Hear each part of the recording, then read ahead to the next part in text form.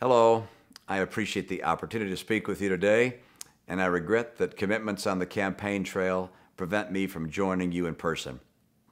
Over the last year, we've had reminders that standing up for our values is not always easy, but it is critically important. I'd like to thank Tony Perkins and the Family Research Council for their leadership and for once again bringing all of us together to discuss vital issues that affect our country and our families. This year, the Values Voters Summit takes place at a critical moment. In less than 2 months, Americans will go to the polls and choose between two very different visions for our future. Over the past 15 months, I've met people from all across the country and from all walks of life. I've talked with them in ballrooms and break rooms and high school gymnasiums and on factory floors. These Americans are good, honest, and hardworking people. They're proud to cling to their religion and to the Constitution, the American dream, and the principles our nation was founded on. But today, many of them are experiencing tough times. Millions of Americans can't find work. Too many have lost their jobs and their homes. Far too many are living in poverty, nearly 1 in 6. And this administration has failed to make things better. In fact, it's become even harder for our fellow citizens to get back on their feet and get back to work. Across the country, I've heard stories about the great strain that our troubled economy has placed on families.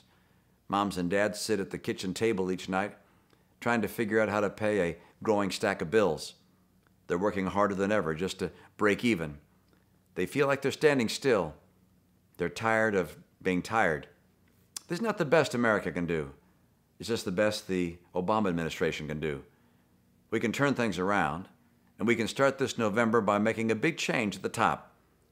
We need a president who shares our commitment to conservative principles and our respect for traditional values. We will uphold the sanctity of life, not abandon or ignore it. And we will defend marriage, not try to redefine it. We need a president who understands that we will not have a strong economy unless we have strong communities and strong families. This isn't conjecture or some quaint belief. It's evidenced by a Brookings Institution study that Senator Rick Santorum brought to my attention some time ago. For those who graduate from high school, get a full-time job, and wait until they're 21 before they marry and then have their first child, the probability that they will be poor is 2%. But if those things are absent, the probability of becoming poor is 76%. In short, culture matters.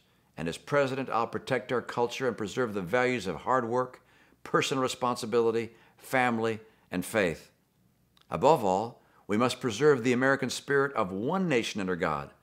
As president, I'll support the expression of religious faith in the public square. Our government should respect our values, not seek to silence them. I'm proud to have Paul Ryan as my running mate. He'll speak with you during this summit about our shared commitment to these values and our common worldview. Paul and I will provide the kind of leadership that this moment demands. We'll work to strengthen our families, to rebuild our economy, and to keep our military second to none in the world. All we ask is that between now and November 6th, you join us and commit like never before. This election can come down to just one more vote. I ask you to find that one vote. Ask one more person to join our campaign. Ask one person who supported President Obama 4 years ago and didn't get the change they deserved to join our cause. One more vote can make the difference in this election, and this election will make the difference for America. Thank you, and God bless the United States of America.